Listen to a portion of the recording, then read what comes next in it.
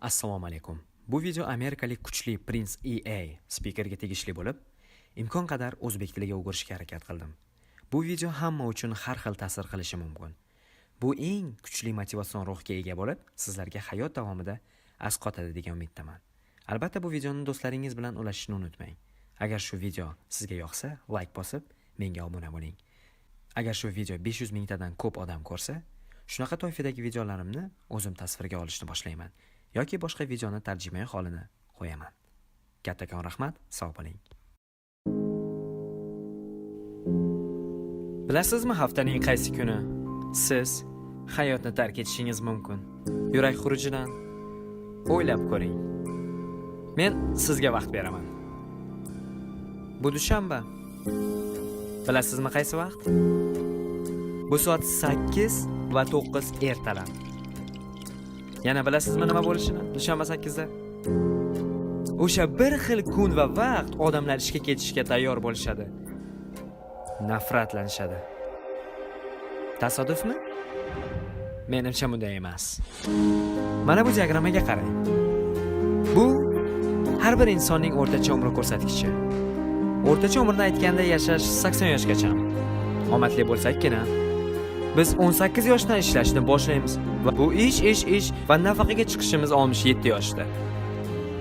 Bu nimaligini angladingizmi? Bu yaxshimi yoki yomon?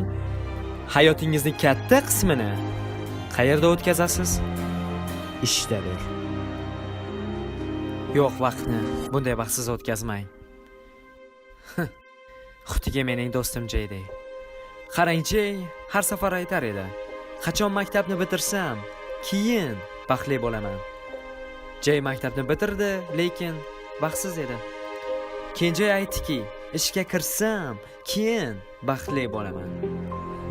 Jay ishlik bo'ldi, ammo hanuzgacha baxtsiz edi. Jay aytdiki, oila qursam va bolalarim bo'lganda, keyin baxtli bo'laman. Xo'sh, u uylandi va 2 farzandlik bo'ldi va hanuz baxtsiz edi. Keyin Jay aytdiki, mayli, mening bolalarim uyni tark etib nafaqaga chiqsam, keyin baxtli bo'laman. Bolalari uyini tark etishdi, u nafaqali bo'ldi, ammo hanuz baxtsiz edi. Keyin Jay cherkovga borishni boshladi. Va men Jaydan so'radim: "Nimaga buncha ko'p cherkovga qatnayapsan?"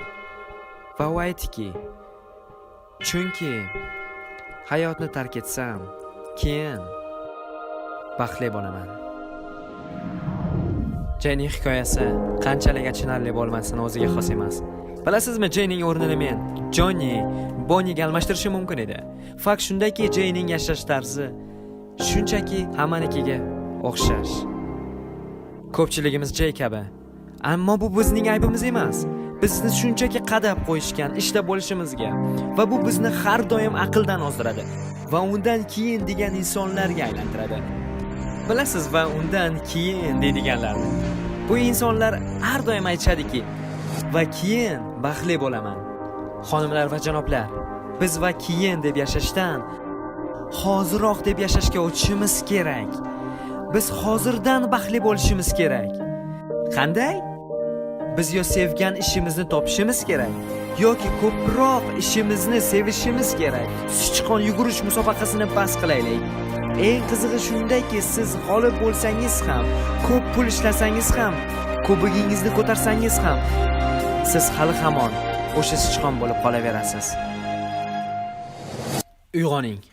Hayotingiz bilan o'ynashni bas qiling. Bu video o'yin emas. Bu Mario Kart emas, bu Fortnite emas. Qayta o'rinish tugmasi yo'q. Darajangizni qaytarish uchun hech qanday imkoniyat yo'q. O'yin tugashi bilan o'yinlar tamom. Bu yerda faqatgina bitta cheat kod, odamlarning konsoliga va bu nazorat qilish. Yolg'onni sotib olishni bas qiling. Jamiyat aytaveradi, ortiqcha ish juda yaxshi, stressga duchor bo'lish bu faollik belgisi. Yonimdan ko'tarilibdi. Eng katta yolg'on ishchi hayotni saqlash. Yuzaki holatda sizni qanchalik aqldan ozdirishni ko'rmasligingiz mumkin. Ammo o'ylab ko'ring. Ish, hayot muvozanat. Bu boshqa yo'l bo'lish kerak emasmi? Hayot ishdan oldin kelsa-chi? Chunki sizning hayotingiz yaxshiroq bo'lsa, sizning ishingiz yaxshiroq bo'ladi. Mening fikrimga qo'shilmang. Garvard professori Shaun Aker yaqinda juda ham kerakli fantastik narsa kashf etdi va uni baxt ustunligi deb nomladi. Uning izlanishlari shuni ko'rsatdiki, ishdagi muvaffaqiyatning 75% siz qanchalik aqlli emas, siz qanchalik talantli emas, balki siz baxtli ekanligingizda. Uning tadqiqoti hal qiluvchi, u aytdiki, siz baxtlimi, intellektingiz oshadi, ijodkorligingiz oshadi, mahsuldorligingiz oshadi. Bilasizmi nimasi kulgili? Siz juda ko'proq pul topasiz. Lekin bu yerda qahramon bor. Siz ham ko'proq yashaysiz. Bilaman, bu juda ham sizga yoqib tushdi. Lekin optimistlar ko'proq yashashadi pessimistlardan ko'ra. Shuning uchun agar siz bu safar ko'proq quvonch bilan to'lsangiz, ushbu grafikni bir necha yil uzaytira olasiz. Shu yerda aniqlik kiritsak, bu xabarni yengil qabul qilmang. Bu sizning ishingiz, baxtli bo'lish. Hammasi o'zingizning qo'lingizda. Menga buni tomosha qilishingiz ahamiyati yo'q. Hech qachon kech emas. Hayotingizni og'ir hayotdan to'g'ri hayotga o'girishni va o'sh kunlaringizda azob tortishni bas qiling. Taqdir bunaqa insonlarni juda ham kuchsiz deb biladi. Chunki ular dam olish kunlarini kutib o'tirishadi. Ishonchim komilki, ko'p insonlarning o'limi yurak xurujidan. Chunki qalbi tanlagan ish bilan emas, yoki qalban ishdamas. Men odamlar kam hayotiy belgilarga ega ekanligini ishonaman, chunki ular o'zlari uchun ahamiyatsiz bo'lgan ishlarda qatnashadilar. Do'stlarim, baxt bu tanlovdir. Ammo kim buni shunchalik oson desa, u aldamoqda. Bu oson emas. Siz harakat qilishingiz kerak. Ichki dunyoga nazar soling. Budaning 2000 yil oldin yozgan so'zlarini eslang. Va bugun ishonamanki, insonlar so'zlarimni qabul qilasiz. Muammo shundaki, siz o'ylaysizki, vaqtim bor deb hayotingizni sarflashni bas qiling.